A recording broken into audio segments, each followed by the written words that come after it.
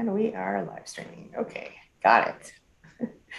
Good afternoon, everybody. It is Angie Atkinson, and I'm here with the lovely and talented Lise Colucci. Lise, welcome back, and thanks for being here. Thank you. Good to see you. Good to see you too. So today we are talking about, let me mute myself here. Today we thought we would talk about what it takes to sort of let go of a narcissist when you don't really feel ready. Because sometimes we end up staying in relationships a little bit too long, a lot too long, some of us.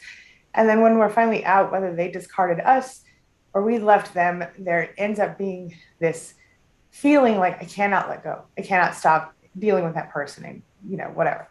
Mhm. So this is something we're going to talk about. So before we get started, let me just remind you, hey, Jack, hey, Adrian, happy to have you guys here. Before we get started, let me just tell you a couple quick things. First of all, Lise is my partner over at queenbee.com. She has been filling in for Dana. We will be moving to Fridays next week because Dana will be coming back on Tuesday. So that's good news. Update on Dana that I promised you. Also, yes, I am doing well, thank you. If you are interested in these streams, whether you would like to come to the streams we do together and the streams we do separately, either way, you can text AngieLive, all one word, to 33222 and or Lise Live, all one word, to 33222, and it's LISELIVE for Lise. All right. Everybody gets a little confused with her name sometimes. I don't know why. Yes, they want it to be Lisa no matter what. Yeah, that's right. So as we're getting started, I know there are some other things. Oh, Lise has a channel here on YouTube called Lise Colucci Narcissistic Abuse Recovery Support. You can click the links that I'll put below after the session is over. I should have done it already. All right, we are going to just jump right in and get going. So, Lise, Yes. what do you see with people when they feel stuck? What do you think it is that makes them feel stuck with a narcissist, even when they've been, say, getting some kind of support for a long time and they still don't quite feel ready to let go? What do you think causes that? I think you just nailed it with the words they don't feel ready. And I think that it's different for everybody. Each person has their own thing, but common things are sort of obsessing on narcissists in general. Mm-hmm. Like, for instance, maybe going and listening to narcissists on YouTube talk Yeah. about narcissism, or going on forums where there are narcissists and asking them questions, feeling like the more and more knowledge they get from the mouth of the beast, so to speak, might give them the thing they need to let go. But in actuality, what's happening is you're re-traumatizing and re-trauma bonding yourself back to your own narcissist sometimes, Yeah. right? And other things are just the inability to accept that your life isn't going to be what you thought it was Mm-hmm. going to be. So the future faking they created that then, or they started that then creates um, a hope, letting go of Yeah. hope. Yeah, Yeah. so many things. Go ahead. Yeah. It's tough, and I think yeah, we kind of touched on future faking before we started here today. I think what I tend to see, and what I've maybe even experienced a little bit of, is you go through this, you plan your life, right? You go, and in this case, I'm talking about specifically somebody you're in a relationship with, like a romantic relationship, Right. but you plan your life and you think, okay, this is my person, this is who I'm going to be with. You get married or you don't, whatever. You long term commit to someone, and you think you have things figured out, and then when stuff starts to fall apart and you start to realize, at whatever stage you start to realize what's going on, because this can be very covert for years, even in Mhm. some Mhm. cases. um, I think for me, part of it was I can't believe I failed, you Mhm. know, Mhm. in a marriage, and I think part of it was, but we have a kid together. We Mhm. had a life plan together, et cetera. So I think those things, um, which kind of in a way, a little bit of future faking, well, maybe a lot went into that, but also um, those expectations, right? Where you feel like, Right. Right. could I really have been that wrong? And I have people tell me they feel stupid. I have people tell me they feel, All the even, time. right, highly Yeah. intelligent people. And it's, yeah. So, Well, and when you have that, you have to grieve letting go of what you thought was real. right, And that's hard to accept that there's two different realities going on. right. Yep, Mhm. absolutely. And I think That's it. I like the way you put that. Two different realities. Mm-hmm. Yeah. And so suddenly you realize that everything in your life has been, you know, you've been lied to. And I've seen this also with adult children of narcissists who realized it as adults. One in particular is sticking in my head. Her situation is extreme, right? But she's been like, she literally found out, and I'm not joking when I tell you that literally everything she believed to be true was wrong. Literally everything. Right down to how her mother died, and right down to who her father even was. It's a crazy situation. So my point is, her situation is extreme, but on some level, we've all experienced that feeling of, wait a minute, this wasn't what I thought it was. And so there's, what is it? It's like cognitive dissonance, right? Like you're told one thing, you believe this thing, and then you look and realize this is not what I believe to be true. Anyway, all right. Yeah, that kind of reminds me of another thing, and that is people lose a sense of who they are, even without all that. But then when you add in all that, you lose a sense of who you are. So without the reaching back to the narcissist, and I'm talking people out beyond 6 months, beyond 8 months, not people newly out. I'm talking once the trauma bond for some people tends to fade and others it doesn't. And so those people, when they're struggling to get out, sometimes it is that, like, what did I say? The losing sense of who you are. It's absolutely. Yeah, I know I did that. I lost myself in a big way. And it's hard to come back around. It's hard to remember. But, and the other thing, and just, let me just toss this in here while we're here. The other thing I think related to that is that not only do you lose yourself, but you might think, well, I want to get back to being who I was, right? But being who you were, it's not really possible, is it? Because, even if it's only been a year since you've been that person, a year has gone by and you've changed and grown and had new experiences. But most of us, we have children, or we have grown 20 years older or whatever. And we're sitting here like, who are we supposed to be?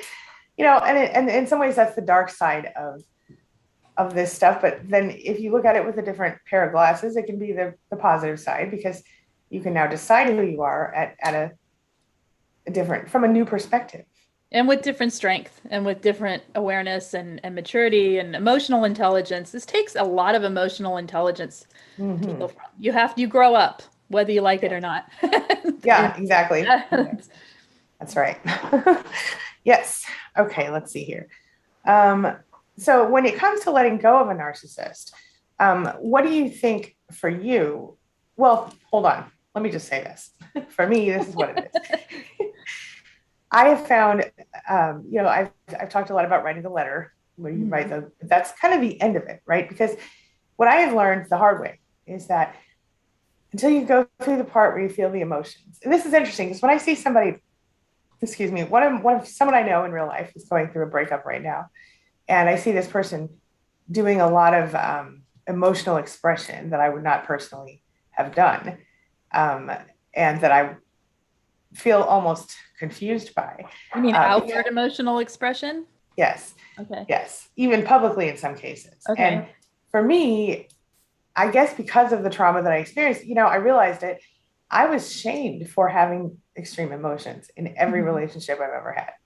Yeah. So, I mean, yeah. So, I mean, growing up, and then not my friends as much, but people that I was in different, my parents, and then the people I was in different relationships with. So I think sometimes when I saw people having those extreme emotions publicly, I would feel like, okay, right.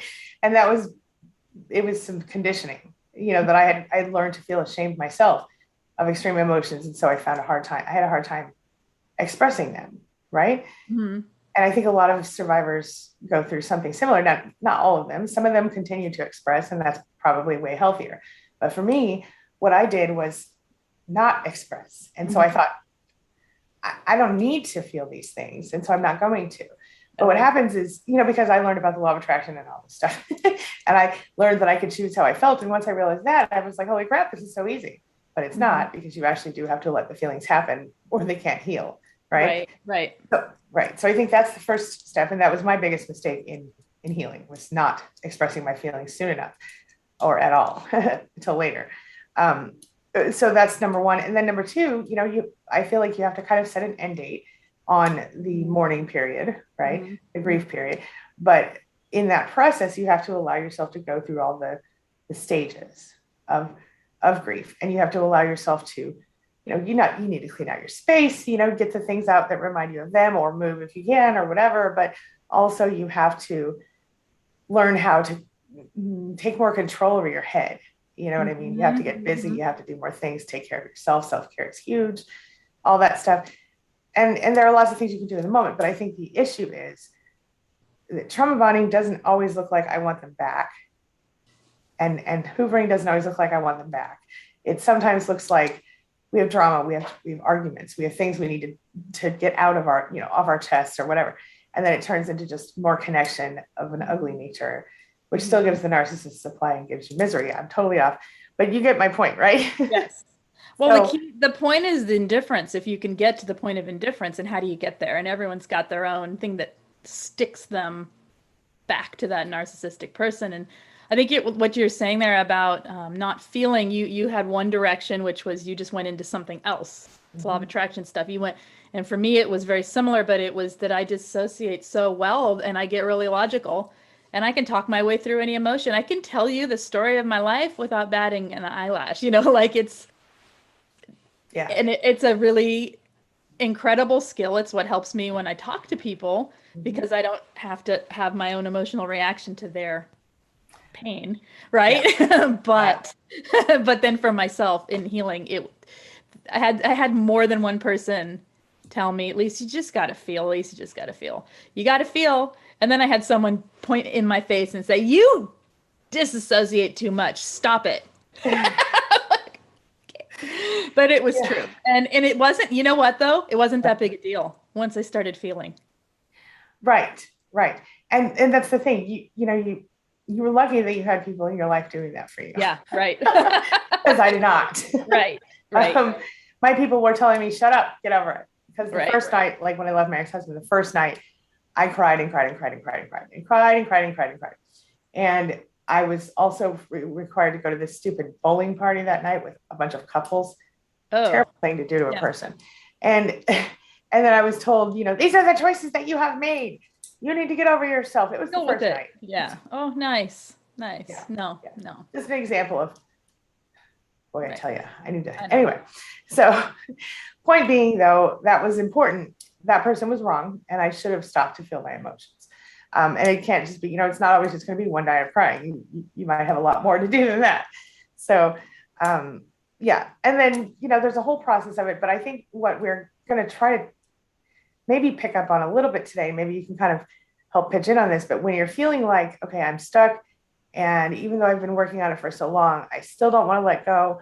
Like, how do we get past that point? So let's maybe talk about that a little bit. So do you have thoughts on that, or do you want to? How to get past the point when you feel stuck and you want to what is a good way for, in your mind, to sort of change things up so you can shift and move in the right direction? I had to get interested in other things. Yes. It's sort of like I had to say enough. I have enough knowledge. I have enough understanding. It is not doing me any good to think about any narcissist on this planet. I need to be able to find them and spot them and point them out, but I don't need to keep going back there. All of my reading, all of my research, all of my Facebook groups, you need other interests. So what I did is I did half-time this, half-time other stuff. Like if I was reading one book on narcissism, I was reading another book on something completely different, lighthearted, That's good. Yeah. Right. That helped. I think each person's different. So I don't know. What are you thinking on this? Well, I think you made some really great points. And I think when you are, for me anyway, I think being in, so for me, I think it starts with giving yourself, like I said, some time to feel what you feel. And, even if you have to kind of like shut the world out for a weekend or a week or whatever, let it happen, cry, throw things, break stuff, whatever you need to do. But then, I find journaling, I think you may have mentioned journaling to be really helpful. I do see the value in learning about, okay, this helped me a lot, actually. I think I mentioned this last week, but just being able to go, okay, to learn about narcissism, to be able to label the behaviors was huge for me. Really, okay, that's gaslighting. Okay, that's projection. That's this, that's that. And then I was able to, I think what helped me the most was being able to look at it from a scientific perspective, Right. sort of, and not, and again, here we go again, putting my emotions on the back burner, helped me in the moment to, once I understood logically, then I could roll back and go, okay, now let me connect the emotions. I feel not good enough. And so, but the reason I feel not good enough is because this person has this psychology and this caused them to do this to me. You see what I'm saying? Like, yeah. So if I could look at it like that and then connect the emotions to the facts, I found that to be very effective. Sounds like they gave you separation between who you are and who they are. Absolutely. Yeah. Right. Because that's what it comes down to. And I think a lot of us don't realize we look at ourselves and we go, there's all these things wrong with me. And, because nobody's perfect, we could all probably list 1,000 flaws we have, right? Right. But the fact is that, even if somebody has a perfect body, there's something else wrong with them. Even if somebody has a perfect face, there's something, and perfect whatever. There's always something wrong with everybody, physically or otherwise. And I don't mean wrong, I mean different than standard, right? And so I think one of the things that helped me was, like you said, to separate. I think another thing that helped me was to be able to recognize that, in fact, even though I don't have all the perfect things, even though I'm too short and a little thick and whatever else, and my hair is not straight, and I try to make it straight, but not lately because, I've got that curly stuff. Yeah. Was it good? It's getting there. Really damaged. Anyway, all that stuff, all the things I wish that, I wished at one point I had to learn unconditional self-acceptance and realize that it's okay to be whatever I am and to be the best, whatever that is, I can be. You know what I'm saying? And that was helpful. And recognizing that, in fact, I'm not the big turd that they said I was. And whatever, just recognizing my personal value, and then also recognizing that my personal value was not connected to that person's opinion of me. Exactly. Yeah. So, but it's a process because it's so pervasive, this type of abuse. It goes so deep, and it's sometimes even the grandiose types can be covert in their abuse sometimes. Well, right? Yeah. And when you keep saying they in your head, they said this, they did that, why did they think that? Why did they do this? Then you're not working on you. And the point of healing is you're healing you. You're not trying to heal that relationship anymore. That's right. Understanding them. Absolutely. Trying to get in their head and know why they think the way they think, every little detail of everything that happened to you, not necessary. Exactly. The acceptance that you said, or did you say radical acceptance of yourself? Yeah, well, I called it unconditional self-acceptance. Unconditional self-acceptance. Yeah. We also have to have unconditional acceptance that they are how they are. That's absolutely right. That's right. Yeah. And it's so hard because even though we're sitting here telling you things that you probably have experienced, and whether it's today or a different day that we've talked to you, the rest of the community here, I think the other thing that we have to understand is that we each have a different narcissist, right? So even though they're all so textbook and so similar, each one of them is still technically human as far as I know. Right. Technically, meaning they're going to have a different, you might have a slightly different experience here and there. And so that, I think, because like my ex was super into his dead mom, which I know sounds horrible to say, but he was like, it was almost like she had been idolized. And I've seen that. I never met her, and it was just strange, but it was hard for me to wrap my head around the idea that somebody who seems so sweet in this way could be so toxic in other ways, if that makes sense, Right. And it was maybe less sweet than I thought too. You know what I mean? But at the time, I was not even. At the time, it's sweet, and suddenly it's creepy. Yeah. Yeah. But that's just one example. But I'm just saying, like, there's always something, and they seem so human at times. Right. Oh yeah. And that's the false, like we talked about, like false empathy or the cognitive empathy. Like they understand logically what you feel and how to react to it sometimes, but they don't care.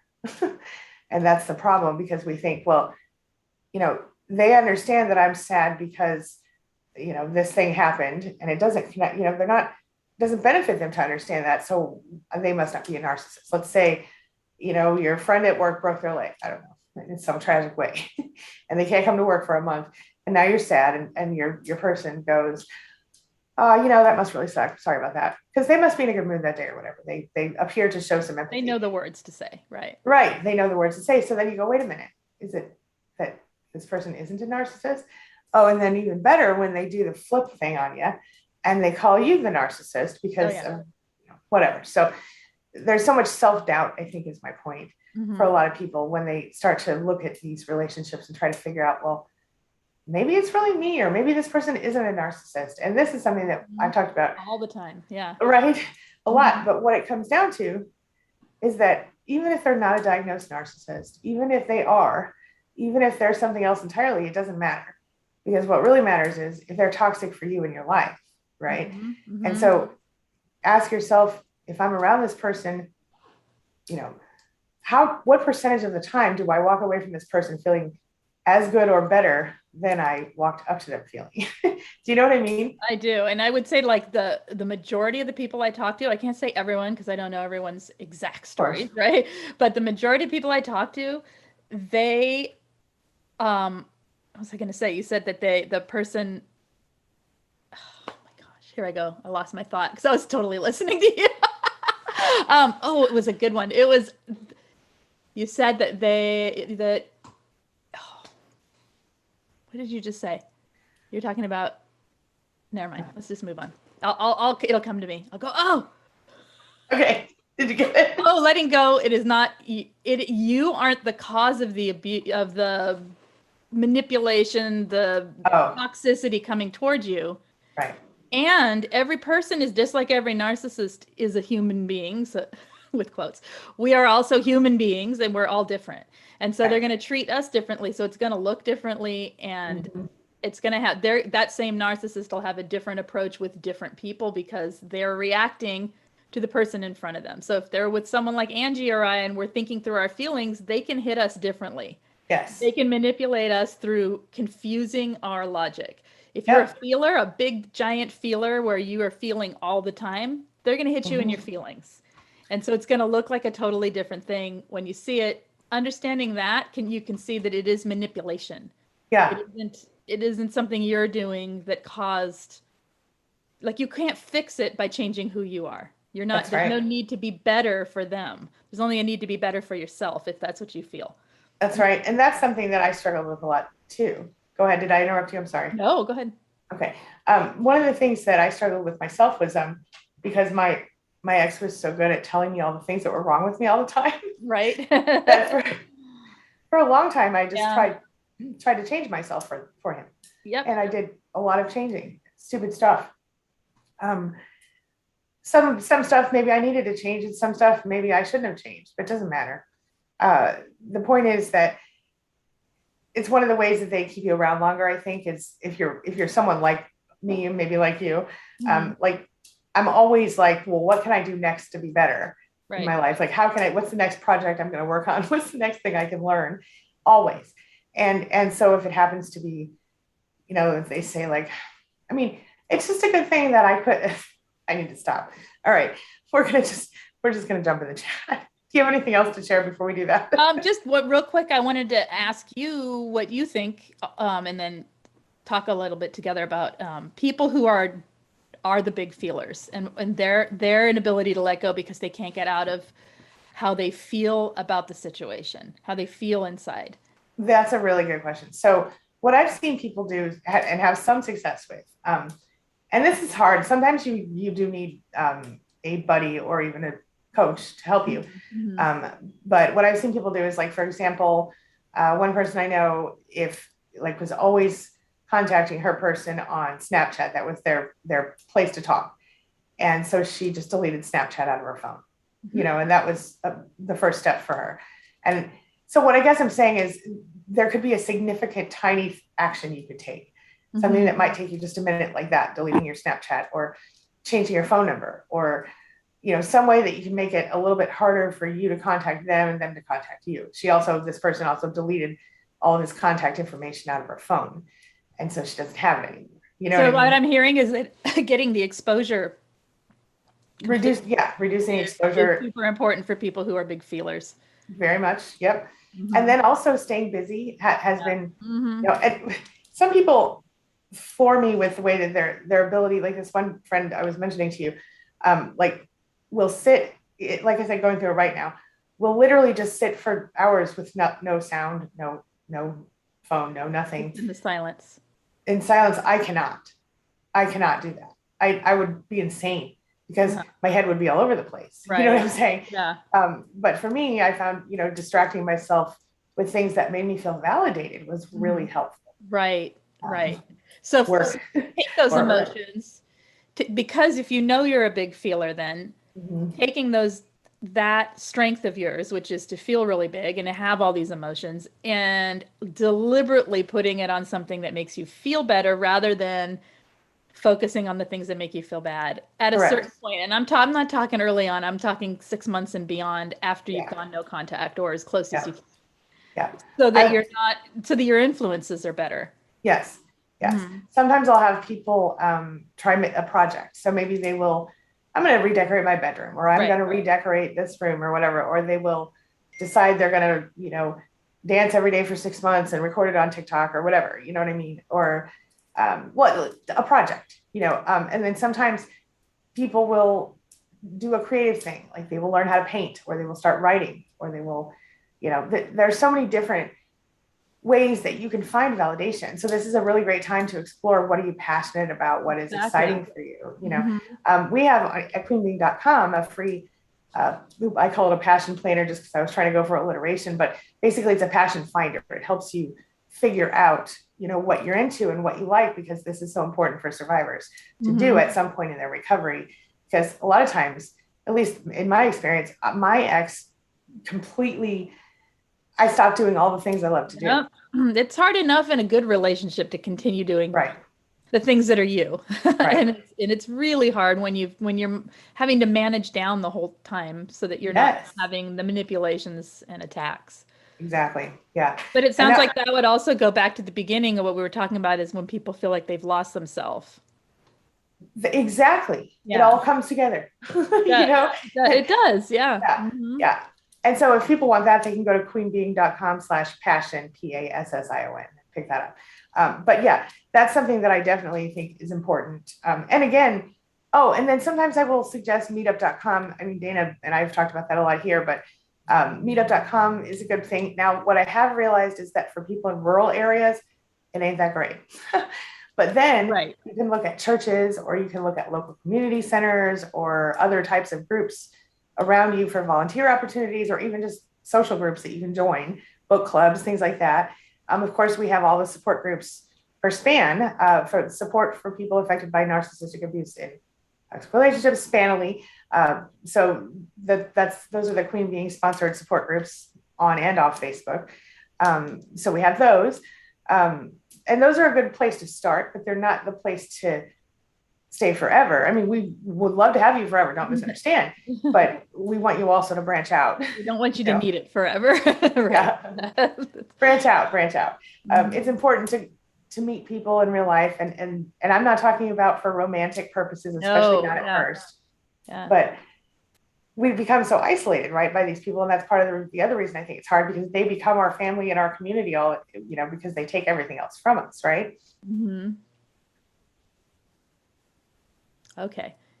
Yes. I think that is, It was like, I'm just going to talk about this topic. So yeah. A little cough, it's fine.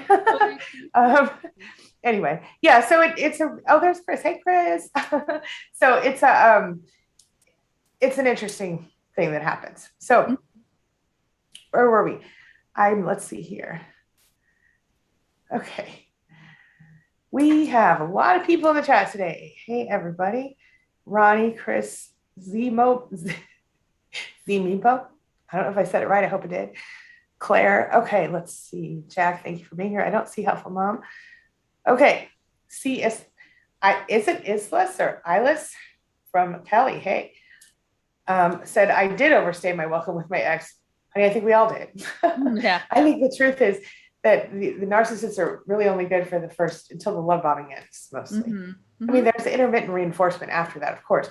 That's what it is that keeps us hooked, by the way. Yes, it is. Yeah. And we get addicted to it, and then we don't know how to create that same chemical brain. Well, Yeah. real quick before we go on. Yeah. Understanding what is going on in your brain can help a lot. And Yes. there's lots of videos. We have done them. I've done them. Angie's done them. Talked about this a lot. So looking up what happens when you're trauma bonded and understanding what happens in the brain, so that you can then, like, I can remember saying, okay, so this is a dopamine chase. What do I do to my dopamine then? Because I don't really want to become a gambler. And I don't really want to, like, what is healthy? How do you do this in a healthy way? And it's going to be individual and and it's kind of what we're talking about, finding your interest. Finding things that make you feel good. Finding things to seek out, like, even if, like, I remember going on a little hunt for a specific lamp, and it was like, I'm not going to be shopaholic. I just want this one lamp. And it was like, I wanted some vintage thing, right? So you had to hunt it down, and it kind of distracted. A distraction enough to get through a day or two, and that's exactly what it is. And that's a good point you made there. I've done those kinds of hunts myself. Yeah, but they give you that dopamine seeking thing that happens when we're chasing the carrot. Yes, and then the what's the other thing too? So things like music, like, can help. And polyvagal theory suggests that that it's all connected to the vagus nerve system. Anyway, or the vagus nerve. Anyway, and the point is that nerve is connected to every major organ in your body. But little tiny things can help with that, like taking a cold shower, splashing cold water on your face, or singing, humming. So combined with just the feeling the music gives you on top of it, like, here's my suggestion to you: drive in your car somewhere and sing at the top of your lungs. Yep. Seriously. That is one of the most therapeutic things I do still to this day. So if y'all ever see me at a stoplight, just expect I'm singing. Oh, me too. Yeah. It's a concert. All the time. Well, you can actually sing. There's a difference. I don't know that you can't. So there we go. We'll karaoke sometime. Okay. Anyway. Okay. So let's see here. Jazz, I'm going to call you Jazz, Zenibo, because I'm not sure if Zenibo is correct. I don't want to say it wrong. Says, I can't stop being angry as I find more lies and manipulation. I'm out and I want to stop caring. I cannot, I completely relate to how you feel, and I understand the frustration in that. Maybe one of the ways that you can look at it is to recognize that, number one, if you're out, the lies and manipulation are over. And so whatever happened. And absolutely, I understand wanting to know. For me, it helped me to propel forward. But once you're fully out and free and clear, that's when it's time to write the letter, if you're feeling like this, in my opinion. And what I mean is, you sit down and you write. I've done a whole video on this. I'm not going to go in the whole thing, but basically you write a letter. You say everything you want to say to that person that you never got to say. You tell them all the ways they hurt you and all the things they screwed you out of and all the ways they made your life terrible. And then how angry you are and how sad and how hurt and all the things that you want to say, but they'll never hear, even if you say. And then if you need to mail it, you can. Lise did. I didn't. You get a different reaction when you do. I want you to tell them about that. But first I want to say I burned mine. And it helped me. I was done after I did it. But tell us, if you don't mind. Okay, there's two things. I don't suggest doing it. I don't suggest sending it. The reason I did it was really specific to the specific person I was dealing with. And I knew that I needed to burn the bridge because I knew the hoovering. I already knew what would happen. And I believe 100% in the hoover. So meaning I knew it would come, and I knew because he was classic, let's just be friends. I'm so sorry it couldn't work out because we had different interests. He was like, I'm interested in having sex with other people. I'm And interested in just I don't know. manipulating and controlling you, and you're not interested in that. I don't So that's understand. different interests. Yeah, so sending, Okay. I knew he told me before, he said, don't, as long as you don't cross the line, you will always have me in your life. And so I thought, where's the line? Mm. And I crossed it, and I did it on, and so it wasn't mean, it wasn't critical, it was to the point in his own language. He spoke in a very mechanical kind of, I don't know, ISTJ kind of language. I don't know. Not that they're all bad, but when they're narcissists, they're yeah. Anyway, and then I sent it, and then I got back. Are you insane? Are you okay? Do I need to call the authorities? Are the children safe? Are you safe? And I That's thought, gaslighting everybody. and nothing in there sounded, if I read it to you, it's so logical. It's almost void of emotion. It's very polite. It was it was not like you would, like, it wasn't dumping. Okay. Right. So imagine if you're writing from your heart Mm-hmm. and you send that. You're going to have your heart told you're wrong. They're going to be invalidated. You're going to be told you're crazy. You're going to, yeah. With that being said, I found myself, so what I did in my case is I wrote the letter first. And this, by the way, when I came up with this tactic, I was 19 years old, way before some of these people out here were even born. But anyway, I'm old, everybody. Hello. So my point is, it was something that you guys are going to think I'm crazy, but I'm going to tell you anyway. I heard it. I was feeling very angry at a person who had abused me in my life. And I heard a whisper in my ear, physical whisper, although I was fully alone in the apartment. I heard, you have to forgive him. And I was so pissed off at this whisper. So anyway, I've told this before. But anyway, that was the thing. And so I tried to figure out, well, how am I going to forgive him? Because I'm definitely never talking to him again. Right. So, and since I was 19 years old, this was before your average person had a cell phone. There were bag phones and car phones, I think, at that point. Exactly. Yeah. Anyway, point being that I wrote the letter with every intention of sending it when I first wrote it. And then I realized how very long and crazy it sounded, because I said all the things, all the cuss words and mean things I wanted to say. So then I edited and rewrote by hand the letter. Then I was going to send it. But then by the time I had done all of that, I didn't need to send it. Yeah. I realized I had forgiven that person, but I wasn't going to be stupid enough to let them back in my life, obviously. So I burned the letter, and that was sort of symbolic and helpful. And I've seen a lot of people using this tactic, some of which admit that I taught it to them. Anyway, but I gotta stop being a weirdo. I'm such a weirdo. Okay. Point is that I'm going to jump into the questions. The anger. Yeah, you have anything else to say? Go ahead. No, I think that's it. I think it's going to be different for everyone, how they let go of anger or how they use the anger to process what they need to process. Because anger is not a bad thing. It's just you don't want it there for too long. Yeah. In fact, it's a good thing when you need it. When you need it, it's absolutely. Yeah. It's your because protector. it does propel you forward. Yeah. Or you can use it that way. But see, so there are times when I will tell someone, honey, you need to get angry, because they feel so stuck and they feel so bad. They feel so sad about whatever they've gone through. But then once the anger stops being productive and it starts to become toxic to your life, which happened to me when I was 19, this was not my husband. This was just a really bad roommate situation that it started, where this happened. But at 19, I was still a teenager and not a grown-up yet, even though I was legally an adult. Why was I telling you that? Anger and not letting go of it. Yeah. But even then, I had really gotten my life together. Things were moving in the right direction.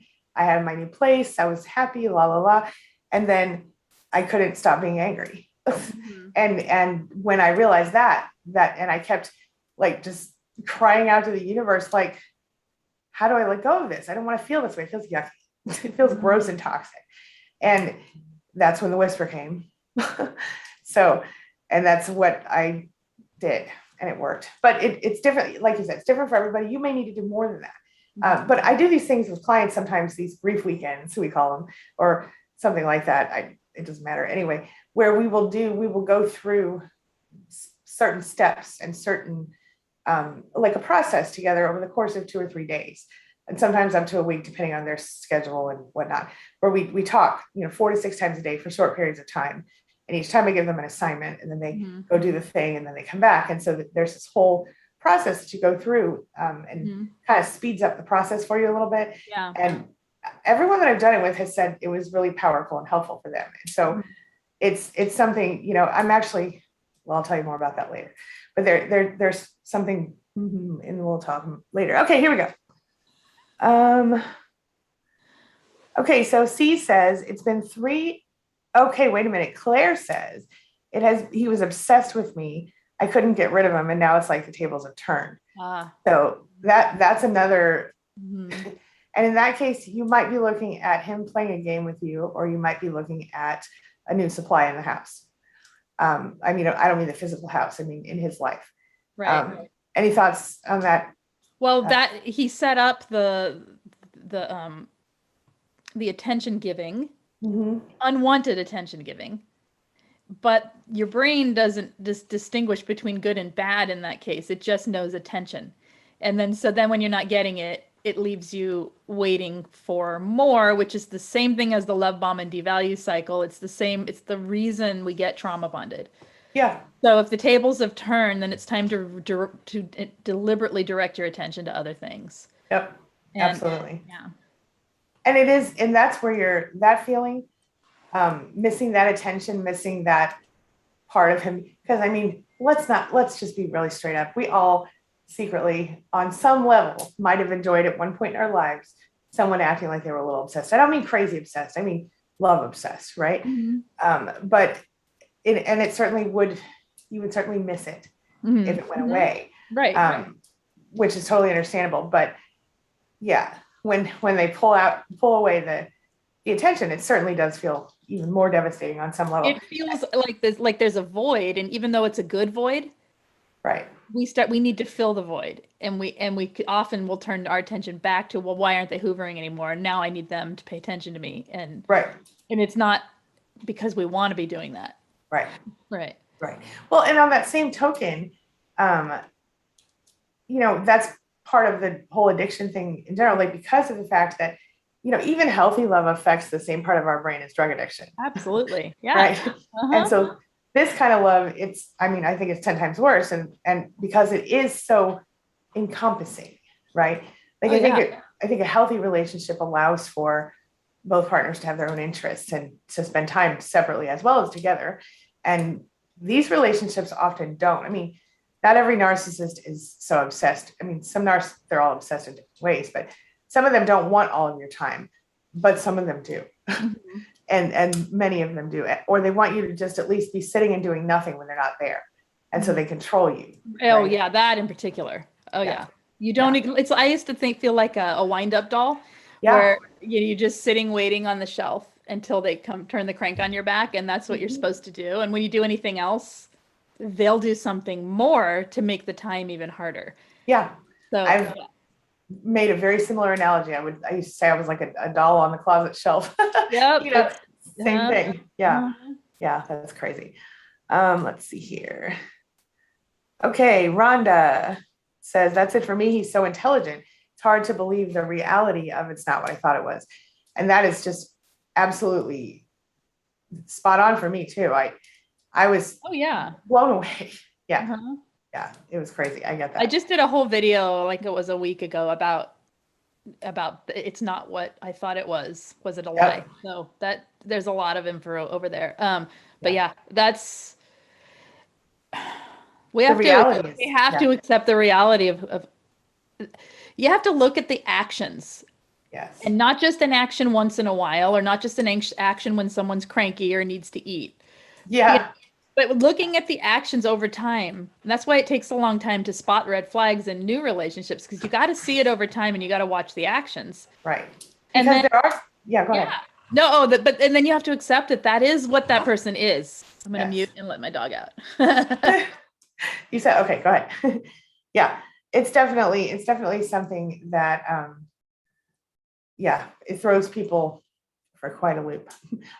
C says it's been 3 years since I left him. And and see his thing. Thank you for my videos. Okay. So wait a minute. I already said that. Okay. Oh, intelligence. Yeah. Okay. Jazz says, I think that where I am dealing with, how could I have believed that they wouldn't treat me like this? Oh, sure. Sure. How could I And believe they wouldn't treat me like? What do you yeah, mean? like how could I fall for this crap? Basically. Oh yeah. That feels very familiar to me. Mhm. Because that's the thing. I'm really good. Groomed. Well, I you're read- groomed, right? You're groomed slowly. It's not like Yeah. you're not dropped into it out of nowhere. Right. You Right. would You don't walk in and be they're like, okay, yeah. right. Go ahead. No, it's not like falling, I always think of Alice going to Wonderland. Like you didn't just fall off of normal world into crazy world. Right. You very, very slowly got led there. Right. And Right. during the grooming time and the grooming process and with the love bomb devalue cycle, you're trained to believe it's your fault.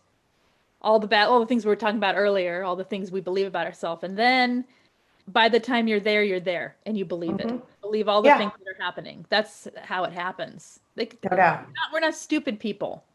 Right. Right. know? That's the thing. I'll tell you something. Not one single client, not one single person I've met Never. through YouTube or Facebook or anything, always intelligent, attractive, Yep. relatively together people. Yep. Narcissists don't like scumbags, apparently. No. And that's why it's so hard, I think, for a lot of us, because when we see them with a new person, I think it's our instinct to be like, that person sucks. Right. But we have to remember that that person is being given the same treatment that we had at the beginning. Yes. So on some, right. So on Mhm. some level, what did my narcissist, let's see. They told me about their terrible last relationship and how abusive and cheaty that person was. Oh, he stabbed her with the scissors. She stabbed him. She didn't stab him. She threatened to stab him with scissors. I'm like, I think maybe she was actually just cutting something. I mean, exactly. Exactly. Like he walked in and the scissors were in the room. So yeah. Yeah, that's the thing. There's always, and so you hear about the crazy ex, and then you hear about all the specific things about the crazy ex that they didn't like. And then what do? You go, oh, that person never did the dishes, and he was somehow traumatized by always having to do the dishes. Oh, I'll do the dishes all the time. You instantly, before you even know it, you're starting to be conditioned. But at the same time, they're telling you how much better you are than that person. And how crazy and horrible that person was. So you feel protective of them. Mm-hmm. Right? You're like, oh, poor you. Oh my gosh, I'm so sorry. Let me be better than that person, take better care, do better things for you. And so meanwhile, if that person has the nerve to come and tell you, honey, this guy's an abuser or this girl's an abuser, you're gonna be like, whatever, you're just crazy and you're mad because they're not with you anymore. I know you're obsessed. Right. Okay. So this same thing is going to happen when you are the ex, right? They're going to go to the new person. They're going to tell them all the same things and they're going to do all the same crap. And that person's going to think you're crazy. Don't even bother to try to tell that person. The only thing you can ever tell that person, in my opinion, or you should ever tell them, is if you get a chance to do so carefully, then be like, hey, call me if you need anything. Have any questions? It's not going to work. Don't do that. But I'm all over the place today. I'm so sorry. You're good. All of those things. Yeah, it's all the things. Yeah. All the things. Okay, here we go. Did I get off? Did I forget to answer something, or did I say the thing I was supposed to? I think you said it. Okay. All right. Let's see here. Okay, the isolation factor, right? So Rhonda's talking about the isolation factor. So this is the thing about that, and this is part of the way that they keep us stuck also, because during your relationship, there's a pretty good chance that they will push at least one person out of your life, if not all the people, right? In my case, they pushed everyone away from me on some level, up to, everyone. I walked away with almost no one left. And that's messed up. So, but that's what happens. And so if you can be sad about it, or you can take action to start to change it. If there are people that if you want to change it. Yeah. There's no other way. Yeah. Right. There are people who will still come back and be in your life. And then maybe there are new people that you bring into your life, but it's really important to try to branch out as soon as possible when you're ready to, like, especially like you said, Lise, when you're at least that 6-month mark or whatever, to try to start to move forward in that way. You're not going to feel like you want to do it. There's the thing. You're not going to feel like you want to. That's right. You wait around for your emotions to tell you it's a good time to go do something. You're not going to, it's going to be years for a lot of people. There's a few a few points in this healing where I tell people this is a fake it till you make it moment. I hate that Yes. phrase. I hate that mentality for most things. But when Right. it comes to like taking action towards something that betters your life, it really is. Because if you wait to feel good to go get that new job, if you wait to feel good to go make friends, Yeah, you're going to be sitting a long time. that's right. But the act of going out and trying things and doing things Yeah. will start to help your brain heal, which also and you're creating new neural pathways and you're doing things to improve your life, which will then help this healing. And then you won't be so isolated. In the very least, you Exactly. had a boring time with boring people, That's right. right? That's I right. mean, yeah. Yeah. I Yeah. mean, you can meet people anywhere. Like just Yes. recently, I took my kid to the swimming pool in town and I met a new friend and we just Yeah. had lunch today. That was great. Nice. Yeah. You know? Yeah. So like, yeah. So it doesn't always have to be traditional stuff. And like if you are, by the way, just a little tip from me to all of you, if you're in a less rural area, there is something called Bumble BFF. Um, Oh yeah. and I've heard some good things from some people, where it's a platonic friendship connector, like a dating app, but for friends. So, and I don't know, I can't vouch for it personally. I can just tell you that I've had several clients try it and do well with it, except for the one client that I had tried that didn't do well with it. Is she was in a very rural area and she was maybe a little older than Lisa and I. So maybe 20 years. So maybe that was part of it because maybe there weren't enough people in her age demographic yet. Right. But yeah. Oh my goodness. Claire says I got arrested when I tried kicking him out. How does that work? Well, that's, I'm guessing, projection and him probably smear campaigning. Actually, one, if you guys know Tracy Malone on YouTube, her and her narcissistic ex's mistress, Lizette, they actually found out about each other and they ended up, well, they both thought they were the primary. I shouldn't even call Lizette the mistress because one was in Australia, one was here in the United States. Yeah. And I interviewed them. It's on my channel somewhere years ago about what happened. And Tracy got arrested. That's how she met Lisette. It's a really interesting story. Wow. Anyway, yeah. So I've seen that and heard of that happening more than once. That's just the only one I've officially interviewed about. But yeah, that does happen. And Claire, I would be interested in hearing your story, but I'm sure it's probably a case of lying and projection and smear campaign. Yeah, that's what I was thinking too. Yeah, and I've heard of like the narcissist getting a protective order, similar type of thing, not quite as extreme, but similar. And how is that even possible? Well, lying, projecting. So exactly. And that's why it's important when you leave them, when the discard happens, to disengage from the text, because they can take your string of text, they can crop their stuff out and make you look completely insane, take it to the police and say, I'm being stalked. Yes. Yeah. Absolutely. Yeah. And there are so many things. Yeah. That's a good point. And so this is the other side of it too, is the flying monkeys of it all, right? Oh, yeah. In that case, certainly somebody's mother. Here's another example I just saw in real life recently. Someone that my husband is related to is going through a thing, and they, one of their family members came with them to get their stuff. And then this family member proceeded to, after the police left, because the police were there with them while they were getting the stuff. After the police left, they proceeded to tear out the flowers of the woman whose home it was. And there was no negativity from the woman. She was perfectly respectful. And I couldn't believe it. But this was not even the person she broke up with. It was a relative of this person. You know what I mean? So like, yeah. Mm-hmm. I don't know what that's about. But it's craziness. So it's a flying monkey thing, because this person believes so strongly that her relative was wronged that she felt personally offended by it. And this is not a bad person it's a really good person who did this act. You know what I mean?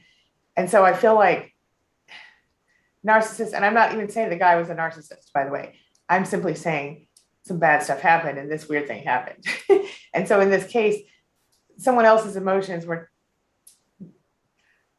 used against this. I don't know.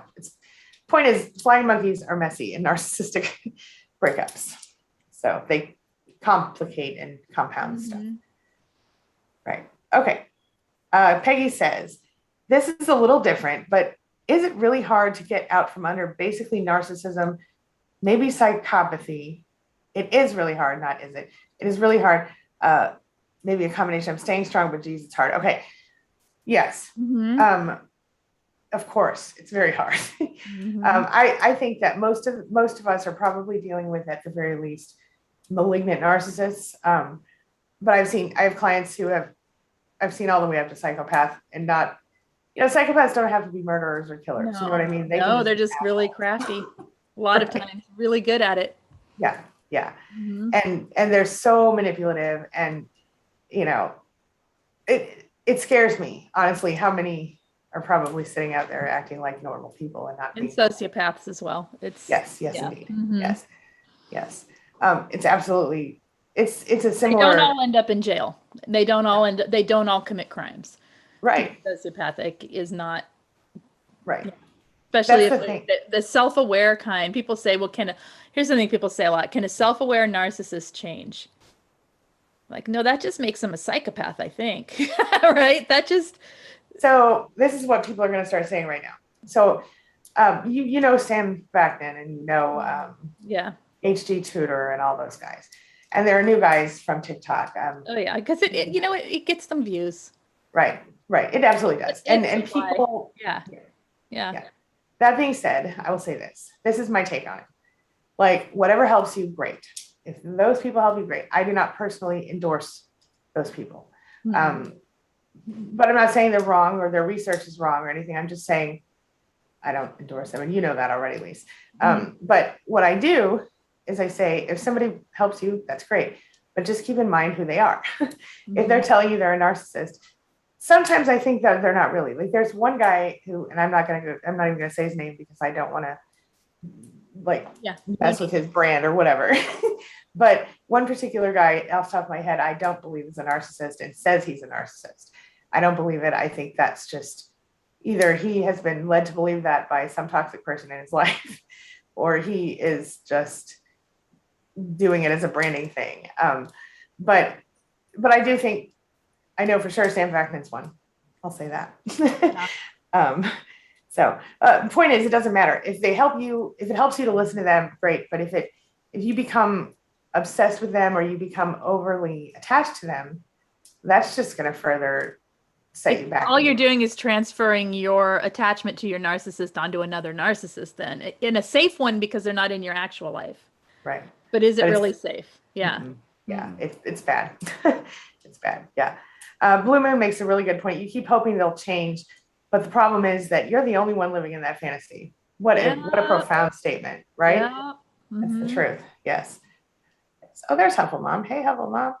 Okay. Yep. Chris says, right, 25 years later, and who am I? I know. C says, I was so stuck in ruminating what he said and trying to determine if it was true that I lost me.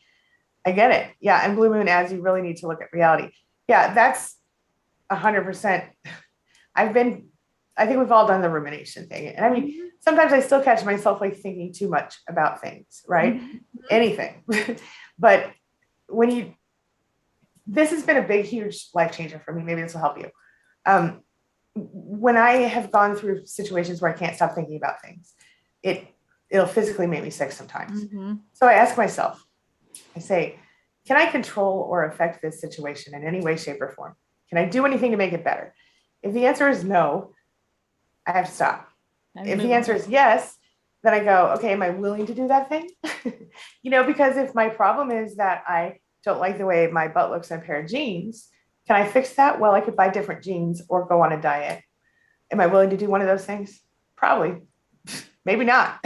You know what I mean? The point is, you have to accept yourself. And if yourself is not prepared to do something to make your butt look better in the jeans, then you just have to accept your butt the way it is. And that's a funny thing I'm talking about, butts and jeans, because that's nothing to do with narcissism. But the point remains, if you have a problem in your life and you don't like it, you can if you can change it, then do you want to change it? And are you willing to change it? If you can't change it, what are you going to do? you're going to sit around and let it make you sick for the rest of your life, or you're going to let it go and think about other things. And for me, it sounds so overly simplified, but it was a huge life changer for me to recognize that simple concept. It is simple though. It is, all of the ways toward healing are simple. Yes. It's just they're not easy to do. It is hard. This is hard work. And it's hard work. I can remember someone saying, like, because I remember talking to I was a guy friend who's very, very, very logical, and he's really sweet, but really logical, and he said, he's like, well, tell me about this, tell me about that. And I was telling him about, this about narcissism, that about narcissists, this about the narcissist, this about them. And they said this, so maybe it could be better if that, doing the ruminating out loud. Yeah. And he said, it sounds like you're putting a lot of time trying to figure out somebody else's intentions. Logical, right? And I said, yeah. I said, yeah, okay. I said, but don't you have to with anyone, kind of, because that's like at a certain point, trust is, and he said something, he goes, yeah, but it sounds like an experiment to see if they'll change. And I said, well, yeah, isn't it? I mean, we don't know. They say a narcissist can't change, but are they really a narcissist? Can they really change? So went on like that. And so the words that helped me, he said, when are you going to stop being a lab rat in your own life? Yeah. And take charge of the things you can change, which is you're thinking about this person. Yep. And that's kind of what you're saying, like, do the change where you can, which is your own thought process, and not, are you frozen? No, you're not. No, I'm just looking at a comment that's striking me. Go for strangely. It. Go. No. I'm listening. Can you hear me? Yeah. Okay. Here we go. I've got one. I think we're going to do one last question. Okay. And because I think we're way over time, and I apologize for Probably. that. Yeah, we are. Yeah. Yeah. Sorry about that. Real quick. Huffle Mom says, as a survivor of narcissistic abuse, how do you recognize certain behaviors like that are narcissistic fleas in the moment, and how do you stop yourself? So really quickly, I want to say this. Or in someone else? Well, she's saying in yourself. Okay. I assume. And she says, as a survivor, how do you recognize? Oh, that's a good question.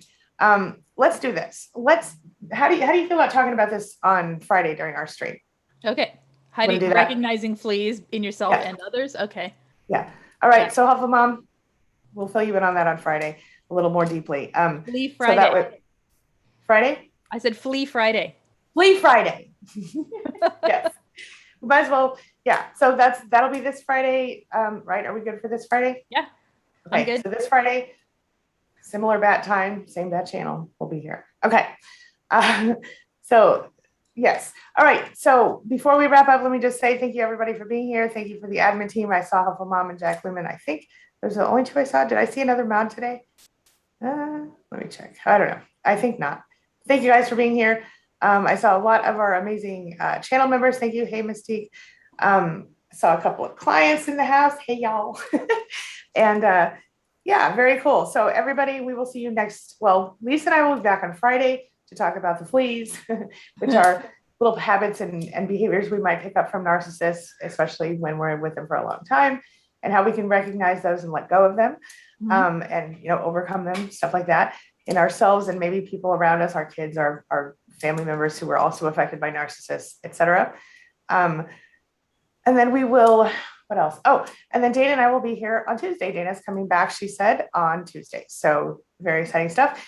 Meanwhile, I'm going to let Huffle Mom put all of our information in the chat if she doesn't mind, as far as where you can text for your backup notifications. You can also hit the subscribe button and the bell notification here on this channel and over on Lisa's channel, which I think Huffle Mom will also link in the chat here. I think that's all I have to say right now. Well, Lisa, anything that you want to add before we wrap up for today? Have a good day. I think that's it. Yeah. All right. This has been a good one. Thank you so much, Thank you. All right. Thank you. Thanks, everybody. Bye. We'll see you next Friday. All right. Bye. I mean, this Friday. Okay.